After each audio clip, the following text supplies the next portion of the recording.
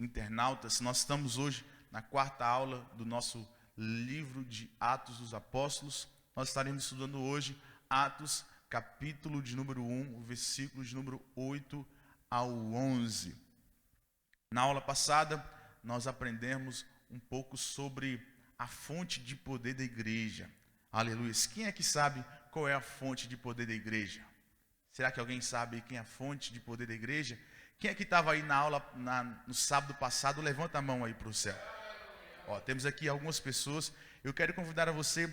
Nós estamos a ter um estudo. E um estudo tem que ter constância. Eu estou fazendo um curso de inglês, tentando aprimorar um pouco.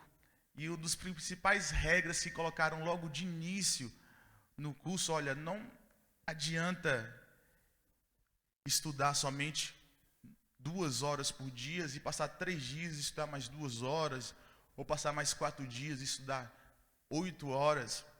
O importante é você estudar todos os dias, nem que seja um pouco. Eu vejo que a constância nos leva a aprender. E é muito importante nós termos a vontade, termos o desejo de sermos constantes, estamos sempre aprendendo mais da palavra de Deus. Não somente um sábado, não somente o outro ali, mas ganhar sim uma constância. Pois quando nós aprendemos, nós ouvimos a palavra de Deus, nós ganhamos estrutura para vencer as dificuldades. Jesus, ele disse o seguinte, ele usou a seguinte parábola, olha, bem-aventurado o homem que construiu a sua casa sobre a rocha, que colocou a sua casa sobre a estrutura, que veio o vento, veio a dificuldade e ela permaneceu de pé. Aleluia. E que nem nós venhamos permanecer, colocar a nossa casa sobre a rocha, estruturar a nossa família, estruturar o nosso ministério, tendo uma constância, aleluia, pelo menos nos cultos de ensino, tanto aqui em Vila Franca de Xira, nos sábados, como também na sua igreja, toda terça-feira que nós temos o culto de ensino. Amém? Quantos encontraram Atos, capítulo de número 1, versículo de número 8? Quantos encontraram? Digam amém. Amém. Diz assim a palavra do Senhor: mas recebereis virtude do Espírito Santo, que há de vir sobre vós, e ser-me-eis testemunhas tanto em Jerusalém, como em toda a Judéia e Samaria, e até os confins da terra. E enquanto dizia isto, vendo eles, foi levado às alturas, e uma nuvem o recebeu, ocultando-o aos seus olhos. Estando com seus olhos fitos no céu, enquanto ele subia, eis que junto deles se puseram 2 varões vestidos de branco, os quais lhe disseram: varões galileus, por que estáis olhando para o céu? Esse Jesus que dentre vós foi recebido em cima do céu, há de vir assim como para o céu os viste ir. Aleluia, somente até aí. Na aula passada nós aprendemos um pouco sobre a fonte de poder da igreja, e quem estava aqui aprendeu que o Espírito Santo era a fonte de poder da igreja. A fonte de poder da igreja não é as suas condições monetárias, não é o dinheiro que entra, não é os bens que ela possui, não é a quantidade de membros que ela tem, mas a fonte de poder da igreja sempre será, sempre foi e sempre será o Espírito Santo de Deus. É a fonte de poder da igreja. E nós aprendemos um pouco sobre, somente até a parte A do versículo de número 8 na aula passada, sobre mas recebereis a virtude do Espírito. E hoje eu quero começar aqui sobre ser-me-eis testemunhas, tanto em Jerusalém, em toda a Judéia e Samaria, e até os confins da terra. Repita comigo: Jerusalém. Não, foi muito fraco. Jerusalém. Aleluia, está melhorando. Judéia. Samaria. Confins da terra. Aleluias. Parece que há uma ordem. Parece que Jesus, ele estabelece um cronograma a seguir. Cronograma é quando você está ali tudo detalhado, aquilo que você deve fazer. E Jesus, ele deixa bastante explícito que há uma ordem e nós devemos, hoje aqui nós vamos aprender a respeitar a este processo. Tudo o que Jesus faz tem sempre um objetivo maior. Ele sempre tem os seus planos maiores. E nós devemos respeitar essa sequência, esse processo que Jesus estabelece. E primeiro Jesus coloca Jerusalém. Segundo, Jesus coloca Judeia. Terceiro, Jesus coloca Samaria. E o quarto, os confins da terra. Jerusalém. Jerusalém, como vocês sabem, Jerusalém estava ali no epicentro da maior dificuldade da igreja naquela época. Para os discípulos, Jerusalém era o pior lugar para eles estarem. Era ali que eles estavam sendo perseguidos.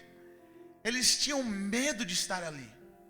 Até que quando Jesus, ele foi crucificado, com Jesus, ele estava passando o processo todo. Nenhum dos discípulos estavam perto dele, a não ser João. Porque em Jerusalém eles fugiam. Eles não queriam saber de estar ali, mesmo sabendo que Jesus estava sendo morto. Nós temos a noção de quanto era este medo dos discípulos estar ali naquela cidade, estar ali naquele local.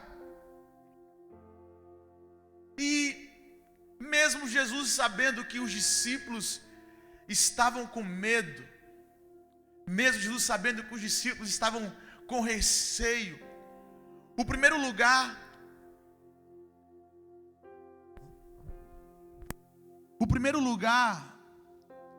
aonde Jesus manda os discípulos estar é em Jerusalém.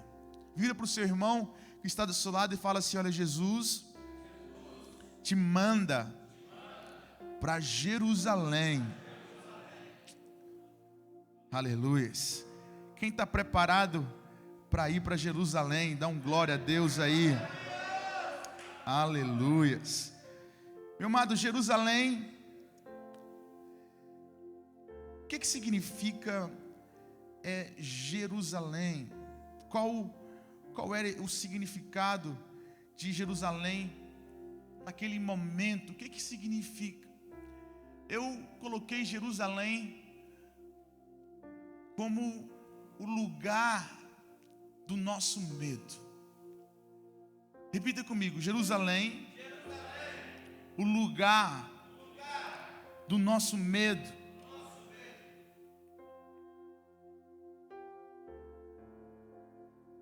Ir a Jerusalém significa superar os meus medos.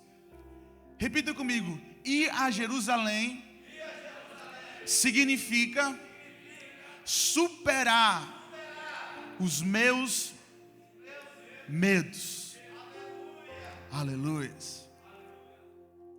E hoje eu te pergunto, como está aí a sua relação com aquilo que você tem mais receio, com aquilo que você tem mais medo? Jesus, ele nos ensina aqui neste exato momento que nós devemos enfrentar primeiramente as nossas maiores dificuldades. Antes de nós irmos para a Judéia, antes de nós irmos para Samaria, antes de nós irmos para os confins da terra, Jesus nos convida a superar primeiro as nossas maiores dificuldades. Por isso que eu falei aqui no início que nós devemos respeitar a este processo que Jesus colocou, porque tem muita gente que quer aí pular algumas etapas, mas a primeira coisa, aleluia, quando nós recebemos poder, é tratar aqui dentro.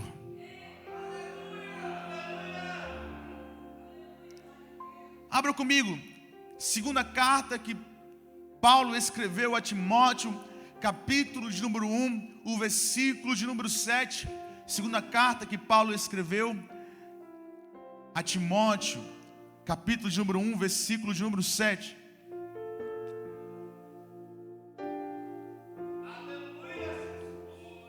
Diz assim: porquanto Deus não nos deu um espírito de temor, mas de ousadia. Tem algumas versões que dizem: porquanto Deus não nos concedeu um espírito de covardia, mas de poder. Então, primeiramente, quando nós recebemos esta virtude, quando nós recebemos este poder, aleluia, é para quebrar em nós as barreiras que impedem de nós superarmos as nossas dificuldades, é para quebrar em nós as barreiras que nos impedem de superar os nossos medos. Então hoje eu quero primeiramente te convidar a falar assim: Senhor, primeiramente eu quero ser tratado, primeiramente eu quero ser mudado, primeiramente eu quero ser transformado pelo poder do Teu Espírito Santo.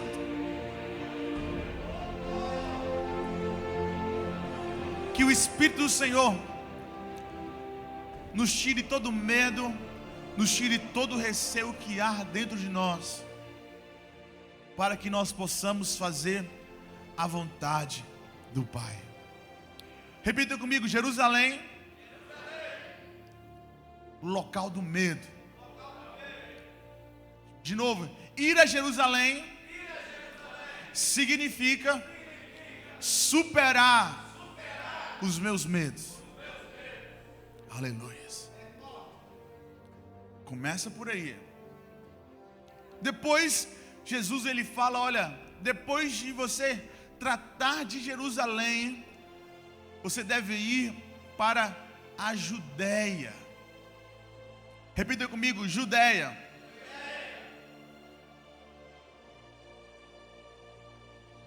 Será que eu e você, nós que estamos aqui hoje, podemos superar Jerusalém e começar a ir para a Judéia? Judéia significa o nosso povo.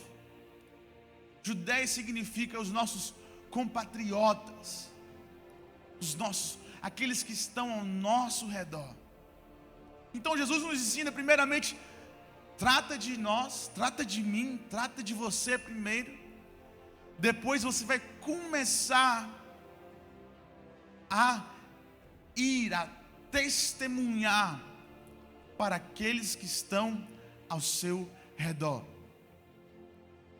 E quem é que está ao nosso redor? Primeiramente, é a nossa família. E infelizmente, muitas das vezes, eu e você amado irmão internauta, nós temos uma Judéia para evangelizar. Temos um irmão, temos um pai, temos um cunhado, temos um tio, temos uma esposa, temos um filho. E por estar na nossa convivência, estamos tão habituados, esquecemos, não nos importamos. Eu estou com o meu pai todo dia, eu falo com o meu irmão todo dia, eu falo com o meu esposo todo dia, eu falo com o meu tio não sei quantas vezes, mas eu já me habituei à situação daqueles que estavam ao meu redor.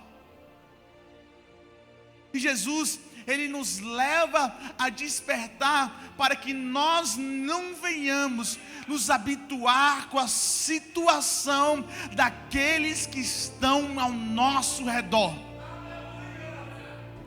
Nós não devemos esquecer daquele ente querido, nós não devemos esquecer daquele parente que você tem, que necessita hoje de você semear a testemunha, de depois que acabar o culto, ligar para ele e falar assim: olha, ô pai, ô mãe, aleluia, eu quero te falar umas boas novas, eu quero te falar de um Jesus que salva, que cura, que liberta, que transforma e que leva para o céu. Eu quero te falar, eu sei que já falei uma vez, eu sei que já falei 2 vezes, eu sei que já falei 3 ou 4 ou 5 vezes, mas você me ajudeia, pai, você me ajudeia, mãe, e meu dever é te evangelizar.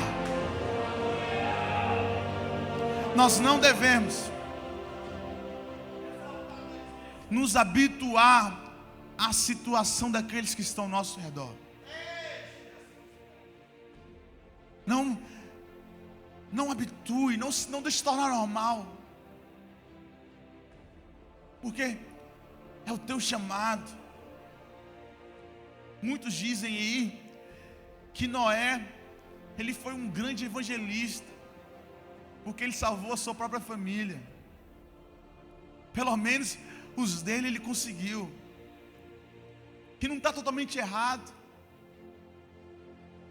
Nós devemos, você chegar hoje e olhar para fulano de tal, olhar para aquele abençoado, olhar para aquela abençoada e falar assim: olha, essa é minha Judeia, e eu recebi uma ordem de Jesus, eu e mais um, aleluia. Que seja você mais a tua família, que seja você mais os seus parentes, que seja você mais aqueles que estão ao seu redor. Repita comigo: Judeia, aleluia, aqueles que estão ao meu redor. Depois, Jesus nos convida a ir a Samaria. E aqui fica um pouco interessante as coisas, porque como todo mundo sabe, os samaritanos e os judeus, eles não se casam, eles não se dão. É igual o azeite e o vinagre, não se misturam de jeito nenhum. Às vezes até o pão que um samaritano fez, o judeu considera amaldiçoado. Eles não bebem água da mesma fonte. Por isso que aquela mulher falou para Jesus: olha, eu sou samaritana, você é judeu, está me pedindo água. Então eles não se casavam, eles não se davam bem. Era impossível a convivência entre esses dois povos. Porém, Jesus manda: olha, vai a Samaria. Por que Jesus fala isso? Porque o poder que nós recebemos, repita comigo: porque o poder que nós recebemos é poder para perdoar.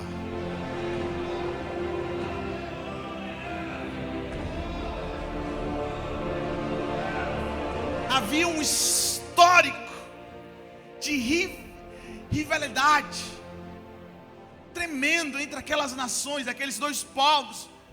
Só que Jesus, ele fala assim: olha, é aquele povo que você não dá bem, é aquele povo que você não gosta, é aquele povo que é impossível a convivência. Então é lá que você tem que ir e praticar o poder do perdão.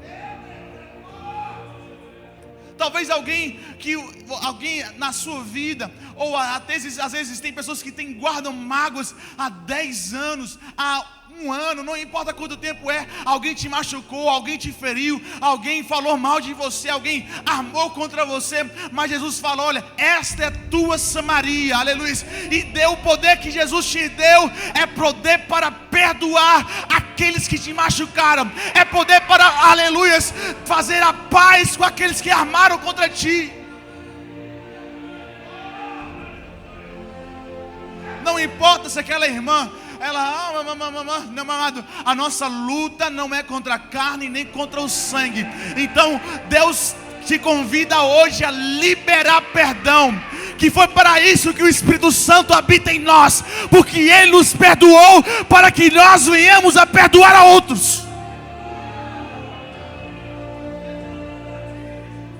Daquele irmão eu quero distância, daquele irmão é do meu lado, ele dele. Não, meu amado, esquece isso, porque no céu, aleluia, é todo mundo junto e a porta é estreita, e para entrar lá tem que dar todo mundo coladinho. Então se você não perdoar o seu irmão, aquele que pisou no teu carro, aquele que falou às vezes mal para você, não vai chegar lá. Aqueles que falam mal, aqueles que te falaram mal, aqueles que é impossível a convivência, essa é tua Samaria. O poder que Jesus nos deu não é somente para pregarmos com fogo, não é para falar somente em línguas estranhas. O poder que Jesus ele fala, primeiramente, ele te trata. Primeiramente, segundo, ele te faz semear aquilo que Ele fez em você para os seus. E depois disso tem que alcançar aqueles que você não gosta. Repita comigo: Samaria. Aqueles que não gostamos.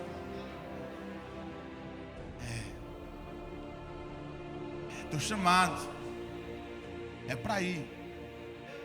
É uma ordenança de Jesus.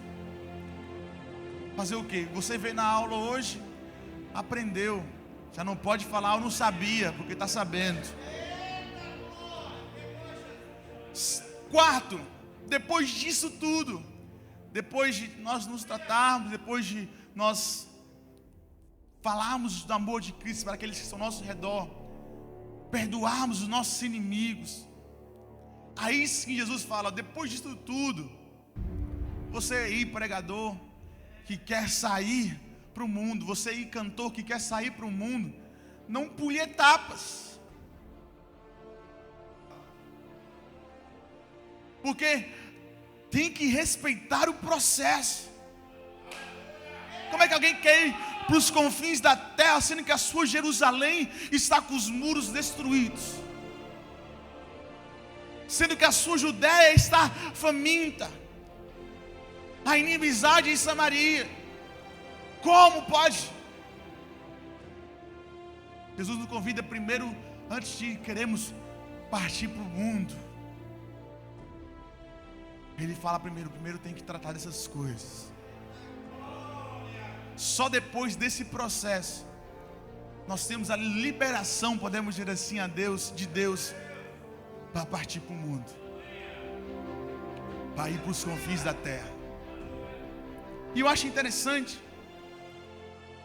que nós temos que ter dois cuidados. Tem pessoas que é o extremo de só querer ir para os confins da terra, e tem outros também que só quer ficar em Jerusalém. Não pode parar, tem que avançar, tem que continuar, tem que seguir também o processo de Deus, pois é a vontade do Pai. Repita comigo: Jerusalém, Judéia, Samaria, confins da terra. Esse é o meu chamado. Aleluias. Vamos ler o versículo de número 9.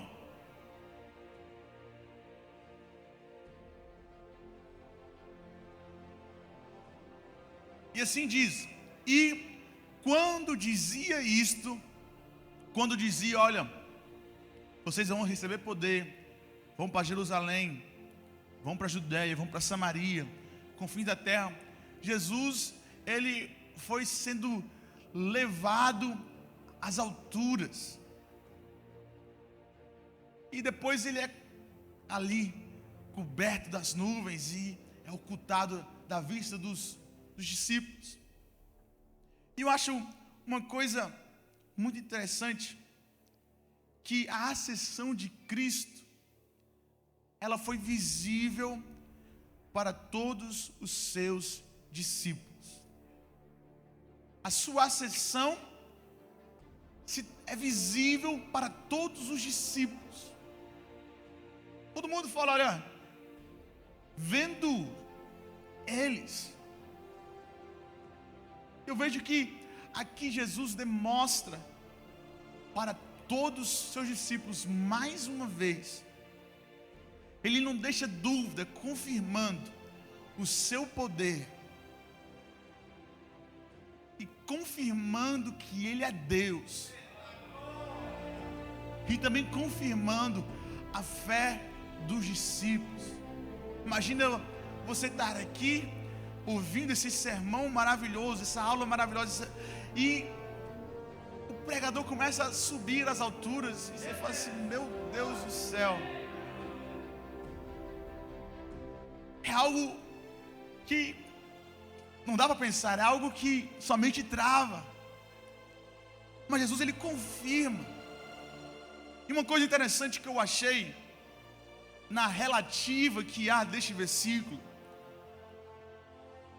tem uma Bíblia que chama a Bíblia de Relações, que ela tem todas as relações dos versículos. Isso quer dizer o quê? Onde está o mesmo versículo em outros lugares. E em Marcos, abra sua Bíblia em Marcos 16, 19. Nós vemos um detalhe que Lucas não notou ou não contou para a gente. Ficou ali e oculto. Mas quando você for estudar a Bíblia para ministrar, veja sempre todos os versículos. E diz assim, olha, ora, o Senhor, depois de lhe ter falado, foi recebido no céu e assentou-se à direita de Deus. Aqui eu vejo algo muito interessante, porque nesse pequeno detalhe que Jesus, Ele foi recebido à direita de Deus, eu entendo que Jesus não precisa disso, mas é algo que Deus fez para honrar Jesus. É motivo de honra. Então eu parei e pensei que depois de tudo que Jesus passou na terra, depois de todo o sofrimento, depois de todos os chicotadas, da cruz, da coroa, dos pregos, Deus, Ele recebe Jesus no céu com honra. E a Bíblia diz que Ele vai e Ele é assentado à direita de Deus. E eu paro e vejo isso, isso é maravilha, porque tudo, aleluia, é exemplo para nós. Porque eu sei que também depois que aqui na minha vida, eu completar aqui na terra, depois de todo o sofrimento que eu e você passarmos aqui, eu não sei se nós seremos levados ao céu, ou se nós vamos morrer daqui uns dias, ou daqui umas horas, mas eu sei que depois de todo o sofrimento, aqueles que levam a palavra de Deus, aleluia, com amor, com carinho e dedicação, irá ser recebido no céu com honra. Isso é motivo de gozo, de alegria. E eu lembrei e falei assim, não, em Filipenses 2, 9 ao 11 diz assim, olha, pelo que também Deus o exaltou, soberanamente lhe deu um nome que é sobre todo nome, para que o nome de Jesus se dobre todo o joelho que está no céu e na terra e debaixo da terra, e toda língua confesse que Jesus Cristo é o Senhor, para a glória de Deus Pai. Aleluia. Jesus, Ele foi recebido com honra. E eu falei assim, não, eu estou aguardando a minha vez. Aleluia, Senhor, eu quero ficar firme. Eu vou ficar firme, porque eu quero recebido com honra também, em nome de Jesus. Que maravilha, que prazer. Quando nós trabalhamos um ano Chega em agosto, você tira umas férias, você chega lá naquela casa na praia, você fala assim: nossa, que maravilha, recompensa de todo o meu suor. Aí eu fico uma semana lá e volta cansado. Aleluia. E você já sente, aleluia, olha que alegria. Agora imagine a nossa vida, aleluia, aqui na terra, e nós sermos recebidos lá no céu.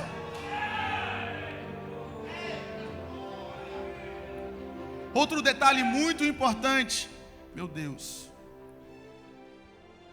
em Lucas 24, 51, Lucas capítulo de número 24, versículo de número 51, também na relativa de Atos, capítulo de número 1, versículo 9, diz assim: e aconteceu que, abençoando-os, ele apartou-se deles e foi levado ao céu. Aconteceu que, abençoando-os,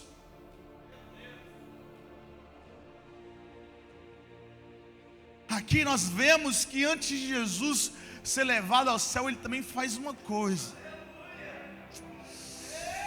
Aleluia. Lucas, ele fala, olha, antes de Jesus partir para o céu, ele virou para os discípulos, levantou as suas mãos, aleluia, e abençoou. Aleluia, eu não sei quais são as palavras que Jesus disse, mas eu posso pensar e falar assim: olha, ei tu Pedro, tu serás uma bênção, aleluia. Aonde tu pisares, a tua sombra irá curar, aleluia. E eu quero tomar essa palavra para mim, para você nessa noite, que Jesus ele vira para ti hoje e declara: ei meu amado, tu és uma bênção. Eu declaro a bênção sobre a tua casa, eu declaro a bênção sobre a tua família, sobre o teu ministério, sobre o teu trabalho.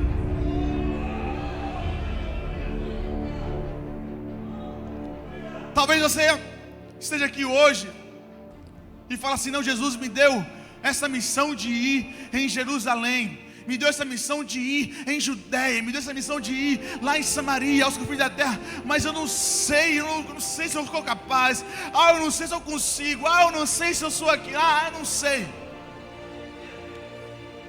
Só que antes dos discípulos pensarem nisso, Jesus falou assim: olha, eu estou te mandando vocês fazer isso, e eu declaro a bênção sobre a tua vida. Talvez você se sinta perdido com a missão que Deus te deu, mas eu quero te dizer uma coisa: Deus liberou uma bênção sobre a tua vida, meu amado. Aleluia. Não deixe o inimigo falar no teu ouvido. Fale o que ele quiser, fale o que é problema dele, mas eu sei que Deus liberou sobre mim uma bênção. E eu declaro hoje que tu és uma bênção. Eu declaro hoje que a tua família, que os teus filhos, que as suas filhas, que os filhos dos teus filhos, que a geração a seguir será uma bênção pelo poder que há no nome de Jesus.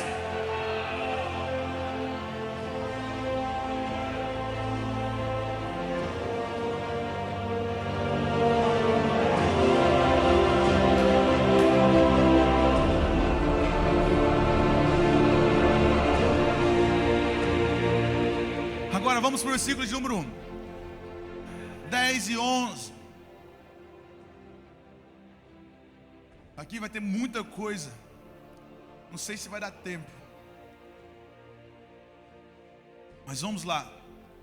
Diz assim, olha: e estando com os olhos fitos no céu, enquanto ele subia, Jesus subia, eis que junto deles se puseram dois varões vestidos de branco, os quais lhes disseram: varões galileus, por que estás olhando para o céu? Esse Jesus que dentre vós foi recebido em cima no céu, há de vir assim como para o céu os vistes ir. Eita glória! Nesses dois versículos nós podemos tirar aqui várias coisas. A primeira dela, eu quero começar, é que Lucas, ele retrata sobre dois varões vestidos de varões vestidos de branco. Sempre, ou quase sempre, quando é relatado algo celestial, um ser celestial, está sempre de branco. Já parou para pensar nisso? Esses varões aqui que estavam, 2 anjos. E branco, o que significa branco? Branco significa pureza, significa santidade. E tudo que envolve o céu tem que ser puro e santo. Tudo que envolve o céu tem que ser puro e santo. Hebreus 12, 14. Não fica habituado com o telão não, também folha sua Bíblia. Vamos pesquisar. Hebreus 12, 14 diz assim: olha, segui a paz com todos e a santificação, sem a qual ninguém verá o Senhor. Nós vivemos numa sociedade que é muito ansiosa. Muito ansiosa. Tudo tem que ser muito rápido. Você que pode ver que nós inventamos atalhos para tudo que existe. Um colega meu me manda áudio de 2 minutos, 3, 4, 5, 7. Eles inventam, vou fazer vezes 2, vou acelerar aquilo tudo. É ansiedade, é rapidez. Você vê que todo mundo que tem sucesso hoje, uma empresa, é que inventou um atalho para algo mais fácil, para alcançar algo mais fácil. Você vê que muita gente na internet, arruma dinheiro fácil, não, fácil. Aprenda a tocar violão fácil, aprenda a aprender inglês fácil, aprenda a fazer sei lá o que fácil. Porque eles querem arrumar um caminho mais fácil para tudo. A geração está tão ansiosa. Infelizmente, hoje em dia, eles querem também fazer isso para Deus. Tentar arrumar atalhos. Hoje a palavra para tudo é praticidade, tem que ser tudo prático. Será que eu tenho que jejuar todos os dias, pelo menos 3 vezes por dia? 3 vezes por dia não, meu Deus, 3 vezes por semana? Será que eu tenho que orar pelo menos 30 minutos todo dia? Meu Deus, será que não tem um atalhozinho para eu poder falar com Deus? Será que não tem uma maneira mais fácil, aleluia, para eu poder ver o Mestre, aleluia? Mas hoje nós aprendemos aqui em Hebreus 12, 14 que o método eficaz e o único método que nós temos para ver a Deus é a santificação.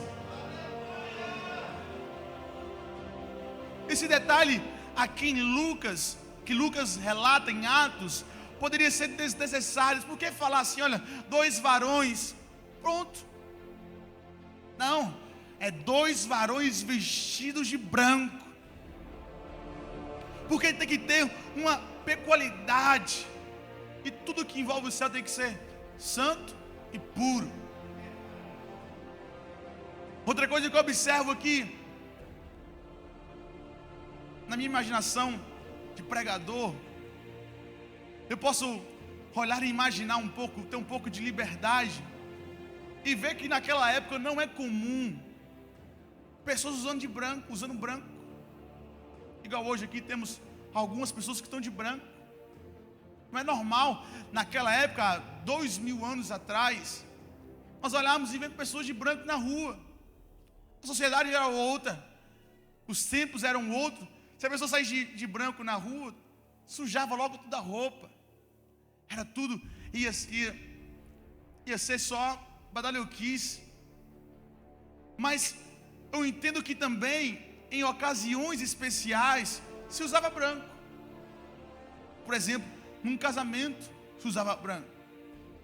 E aqui eu tiro outra lição.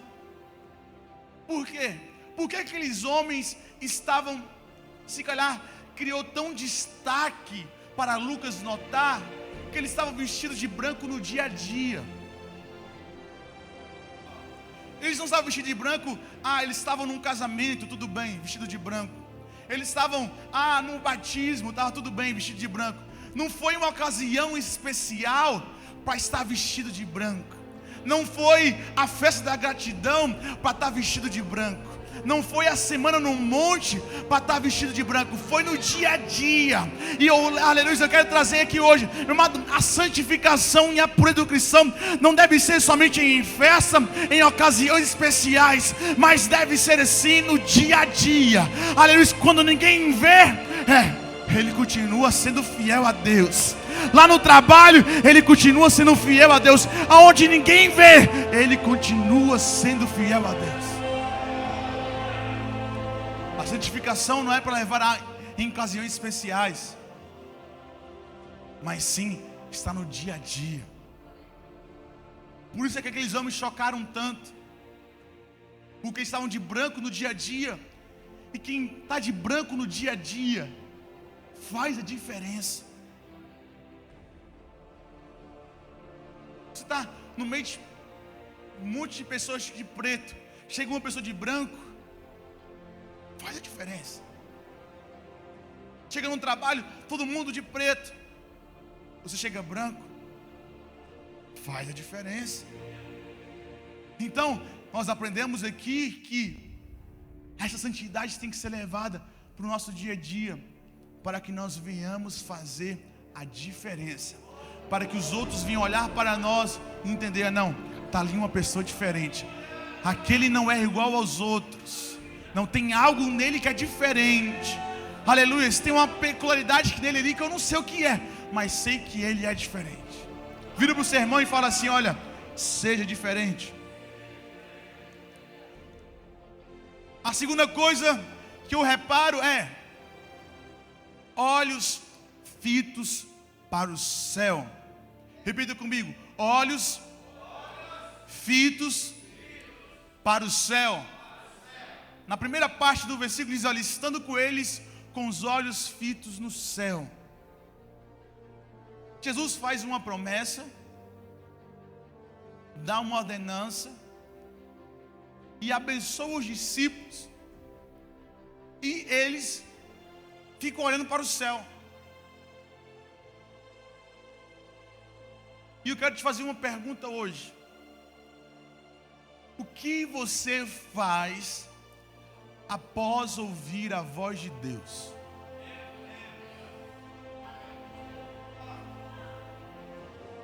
Cutuca seu irmão e fala assim, ei, o que você faz? Me conta aí, pelo amor de Deus.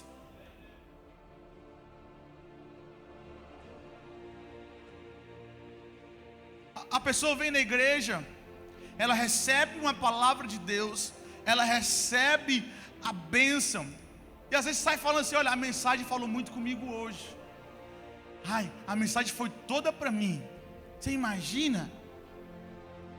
Mas ele vai, fala isso e fica olhando para o céu, fica estagnado. Ouviu a voz de Deus, recebeu a palavra, mas não mudou nada. Ficou tudo igual, ficou com os olhos fitos para o céu. Nossa, que palavra que Jesus nos deu. Recebereis virtude. Que maravilha. Né, Pedro? Muito forte.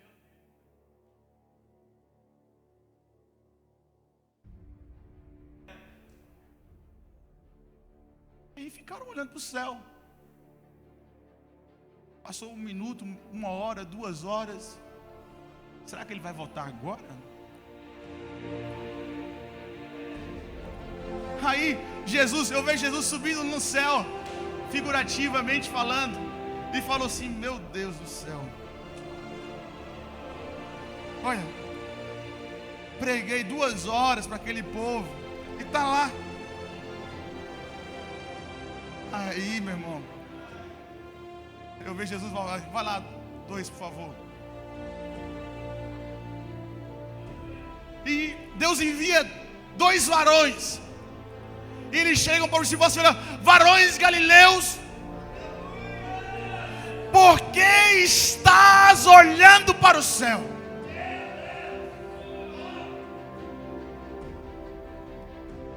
A promessa tinha sido feita, mas a promessa não era para eles ficarem parados.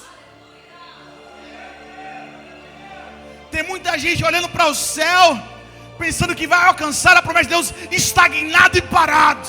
Mas hoje eu venho aqui como um profeta de Deus para te dizer: ei, tá olhando para quê? Tá olhando para o céu para quê, meu irmão? É tempo de levantar, aleluia, é tempo de sair do acomodismo e marchar.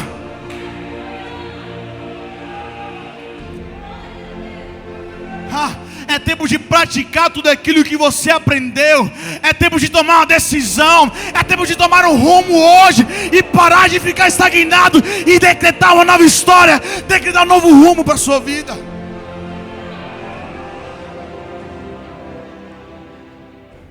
Larga o lugar de conforto. Larga os seus desejos de ficar olhando para cima. Está te chamando a atenção hoje. Deus está te chamando a atenção hoje, amado irmão internauta. Para de olhar para cima e começa a agir. Você tem que ter os olhos fitos em Jesus e não fazer nada. Não serve de nada. Mas eu estou ali olhando para Cristo. No meu quietinho ali, estou aqui, ó, só eu e Deus. Mas a vida toda estagnada. 30 anos de evangelho, 30 anos mesma coisa.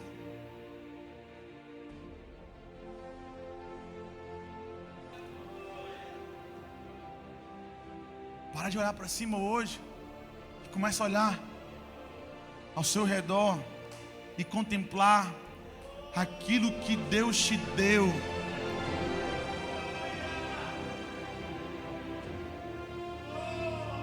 Lembre-se, dunamis, poder real do Espírito Santo em nós. Não é para ficar parado. Não importa se você pensa que não consegue ou não tem condições, mas lembre-se, como eu ministrei no estudo passado, não é por causa de você, é através de você. Fala assim: olhos, não, mais forte, olhos fitos para o céu.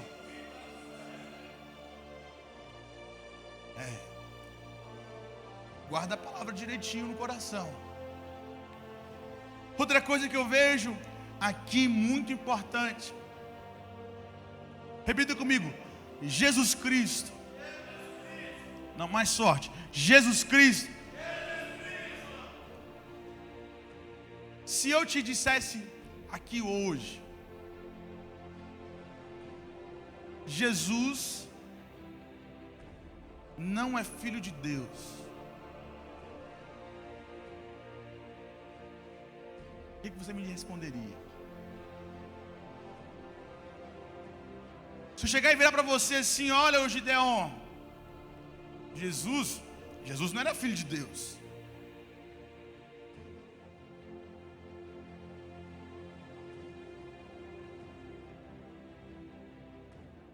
Pastor Francisco, formado em bacharel em teologia, assim, meu Deus.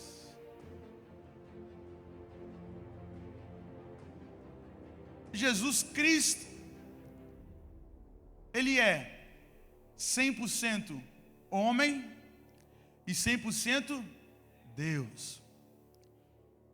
Jesus representa a natureza humana. Repita comigo: Jesus representa a natureza humana. Tanto que em Marcos, capítulo de número 10, versículo de número 46, o cego de Jericó, ele gritava assim: Jesus, filho de Davi. Ele fala Jesus e cita a genealogia de Jesus. Então ele estava retratando a natureza humana de Jesus. Cristo representa a natureza divina. Tanto que em Mateus 16, ele pergunta para os discípulos: olha, e vocês, quem dizeis que eu sou? Pedro, naquele momento, ele fala assim: olha, tu és o Cristo, o Filho do Deus vivo. Quando nós vemos no versículo de número 10, versículo de número 11, se não me engano, esse Jesus que dentre vós foi recebido em cima no céu. Eu parei e pensei, esse Jesus é uma forma diferente de falar. Eu não falava assim, Jesus que foi recebido ao céu. Só que ele fala, tá vendo, esse Jesus, aqui tem um mistério muito fundo.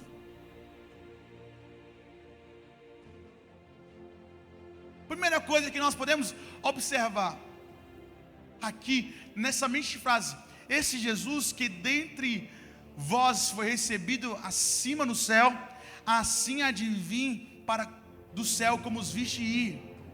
Primeira coisa, ele relata aqui o lugar da vinda de Jesus.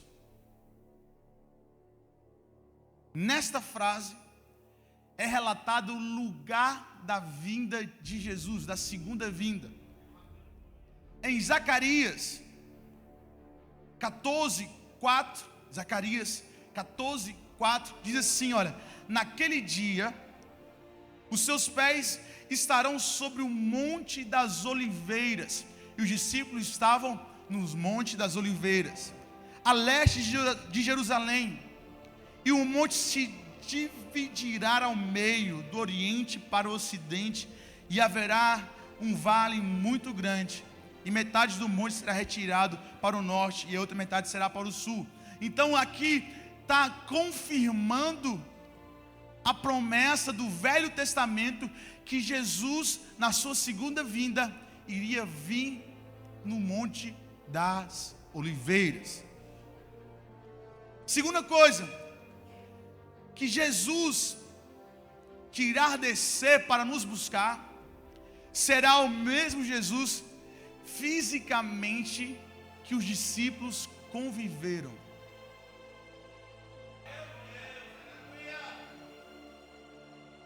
Então, quando a trombeta tocar, se nós estivermos aqui vivos ainda, nós não iremos ver um Jesus em glória. Nós iremos ver o Jesus de há 2000 anos atrás. Aqueles que vai ter ainda o cravo nas suas mãos. Nós finalmente poderemos ver Jesus como realmente é.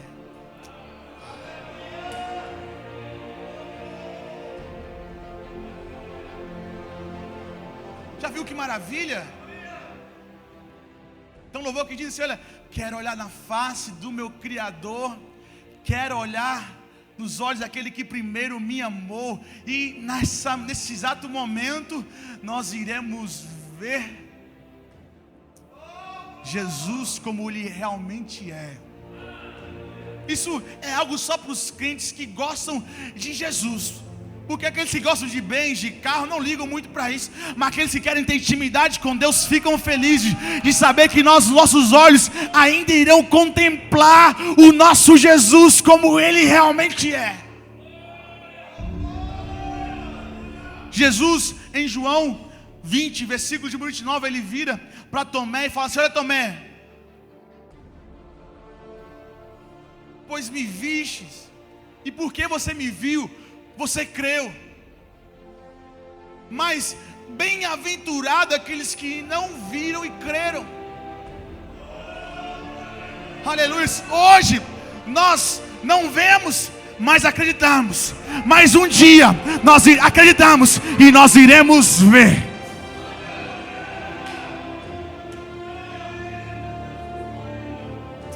Isso é algo muito forte. Hoje nós cremos sem ver, mas chegará um dia, meu amado, o melhor dia da nossa vida.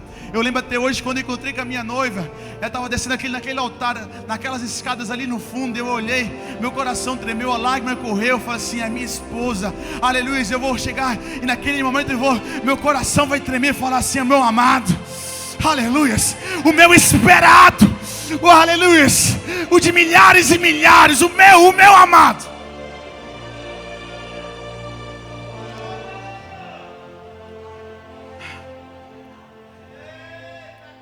Agora escute uma coisa.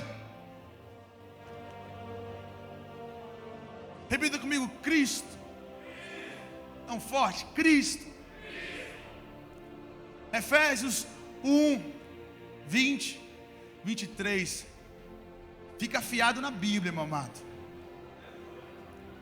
Efésios 20, 23 diz assim: que manifestou em Cristo, ressuscitando-o dos mortos e pondo a sua direita no céu, acima de todo principado e poder e potestade e domínio e de todo nome que se nomeia, não só neste século, mas também no vindouro, que é seu corpo, a plenitude daquele que cumpre tudo em todos, e sujeitou todas as coisas a seus pés, e sobre todas as coisas o constituiu como cabeça da igreja.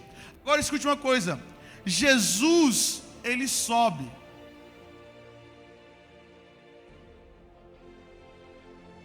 Mas o que sobe é o Jesus natural, a natureza humana de Cristo.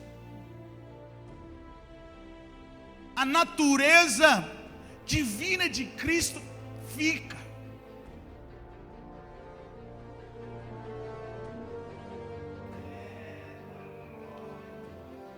Nada na terra tem muita legalidade de ser um corpo.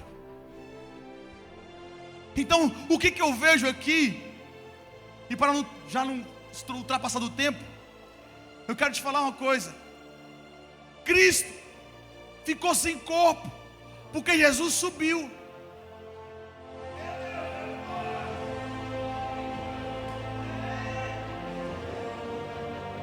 E aqui em Efésios, nós podemos ver que durante 33 anos, Jesus foi a pessoa escolhida para Cristo habitar. Mas quando Jesus sobe, Deus está preparando um novo corpo para Jesus habitar.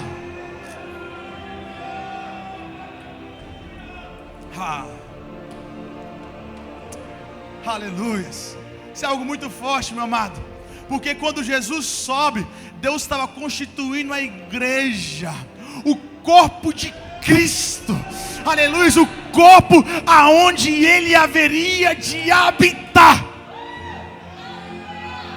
Se coloque de pé.